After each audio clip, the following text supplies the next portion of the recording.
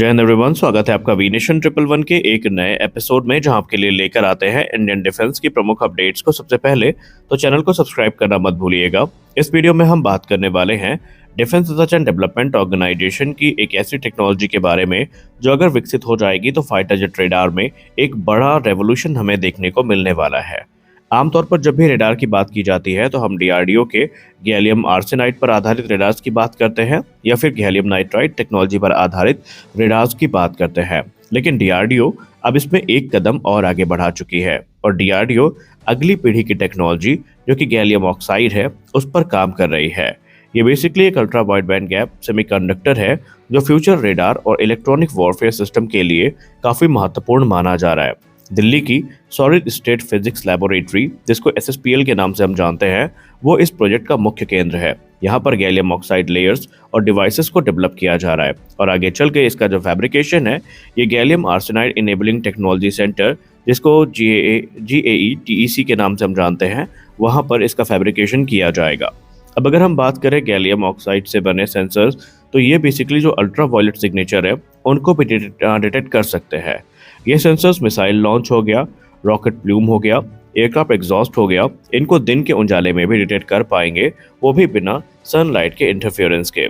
इसका उपयोग मुख्य तौर पर missile warning system, order detection network और स्पेस सर्वेलेंस में भी किया जा सकता है। गैलियम ऑक्साइड टेक्नोलॉजी के बहुत सारे फायदे हैं, जैसे कि ये हाई वोल्टेज को और पावर को गैलियम नाइट्राइड के तुलना में बेहतर हैंडल कर पाएगी।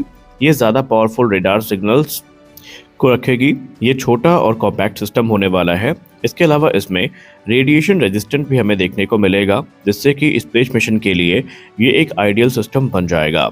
इसके अलावा जो लॉन्ग डिटेक्शन वाले रेडार्स हैं उनमें भी इनका यूज़ किया जा सकता है। अगर हम इसका मुख्य तौर पर डिफेंस में उपयोग की बात करें तो फिलहाल तो ये टेक्नोलॉजी अभी अंडर डेवलपमेंट है, लेकिन आने वाले भविष्य में अगर इस टेक्नोलॉजी में हमें सफलता मिलती है तो फिर जो एडवांस एशिया रेडार है उनके निर्माण में इसका यूज़ हो सकता है। इलेक्ट्रॉनिक वॉरफेयर सिस्टम्स के निर्माण में इनका यूज़ हो सकता है। अनमैन एरियल व्हीकल हो गए, मिसाइल प्रोग्राम हो गए, स्टेल्थ प्लेटफॉर्म हो गए, ये सभी भारत के डिफेंस प्रोग्राम इससे लाभान्वित हो सकते हैं। और खासकर अगर हम स्पेस बेस्ड ट्रैकिंग सिस्टम की बात करें तो उसके लिए तो ये किसी वरदान से कम नहीं होने वाली है। अब अगर हम अभी की स्थिति की बात करें, यानी 2026 मार्च तक की बात करें, तो अभी ये टेक्नोलॉजी रिसर्च और प्रोटोटाइप फेज में है, जहां पर इसमें सिलसिलेवार तरीके से जो रिसर्च है ये की जा रही है। इसमें मटेरियल प्योरिटी, हीट मैनेजमेंट और जो डिवाइस स्टेबिलिटी है, ये कुछ एरियाज हैं जिनमें फोकस किया गया है। और आने वाले भविष्य में इसमें जो बेटर कूलिंग है उसके लिए अलग अलग जो ऑप्शंस हैं उनको एक्सप्लोर किया जाएगा। यानी आसान शब्दों में बात करें तो डीआरडीओ अब धीरे धीरे गैलियम नाइट्राइड टेक्नोलॉजी से आकर के जो गैलियम ऑक्साइड एरा है उसमें एंटर कर रही है और ये फ्यूचर में ज़्यादा पावरफुल, कॉम्पैक्ट और एडवांस रेडार और इलेक्ट्रॉनिक वॉरफेयर जो सिस्टम है उनके डेवलपमेंट के रास्ते का जो दरवाज़ा है वो खोलेंगी और निसंदेह भारत फिर एडवांस टेक्नोलॉजी के साथ एक नेक्स्ट एरा में एंटर करेगा। हालांकि अभी इसकी टाइमलाइन को लेकर हम कुछ बोल नहीं सकते क्योंकि ये चीज़ें अभी भी अंडर एक्सपेरिमेंट है, अंडर रिसर्च है। लेकिन अब क्योंकि डीआरडीओ इस पर काफ़ी गंभीर है तो हम ये मान के चल रहे हैं कि उन्होंने कोई टाइमलाइन सोच करके ही काम को शुरू किया होगा। लेकिन जब तक आधिकारिक टाइमलाइन नहीं आ जाती है यह कह पाना मुश्किल होगा कि किस विमान में ये हमें देखने को मिलेगा। संभवतः इस प्रकार की टेक्नोलॉजी को हम ये एज्यूम करके चल सकते हैं कि 6th जनरेशन फाइटर एयरक्राफ्ट को ध्यान में रखकर ये विकसित की जा रही होंगी और उन्हीं में इनको हम देख पाएंगे। फिलहाल अभी तो हमें इंतजार है गैलियम नाइट्राइड बेस्ड रेडार का, जो कि हमें मार्क 1 अल्फा, मार्क 2 और हैमका मार्क 1 में देखने को मिलने वाले हैं। तो देखते हैं आगे इस पे टाइमलाइन को लेकर क्या अपडेट्स आती हैं। अगली रिपोर्ट में हम बात करने वाले हैं कावेरी इंजन प्रोग्राम के बारे में। आमतौर पर ये जो अपडेट्स हैं ये नहीं आती है क्योंकि ये डीआरडीओ के जो स्ट्रगल्स हैं उनसे जुड़ी हैं, लेकिन इस समय इसका आना एक ये भी संदेश है कि कावेरी इंजन प्रोग्राम में जो अभी तक डिले हुई है उसमें अब हम शायद जीटीआरई को अकेला दोषी नहीं मान सकते हैं। शायद हमारा सिस्टम, शायद हमारे इंफ्रास्ट्रक्चर में जो कमी है वही आज तक कावेरी इंजन के लिए किसी श्राप से कम नहीं थी। आइए जानते हैं हम ऐसा क्यों बोल रहे हैं। हाल ही में जीटीआरई के एक सीनियर ऑफिशियल डॉक्टर गणेशन ने मीडिया से बात करते हुए बहुत सारी चीज़ें रिवील करी हैं। इसके पहले भी हमने जो वीडियोस कवर करी उसमें जो इंजन फैसिलिटी है उस पर हमने बात करी, हमने ट्विन इंजन टेस्ट बेड पे बात करी। लेकिन कावेरी इंजन का सर्टिफिकेशन 2026 तक पूरा क्यों नहीं हो पाया, इस पे आमतौर पर हम लोग गैस टरबाइन रिसर्च एस्टैब्लिशमेंट की लेट लतीफ़ी को लेकर क्रिटिसाइज करते रहे, लेकिन अब असली कारण क्या है वो सामने आ चुका है।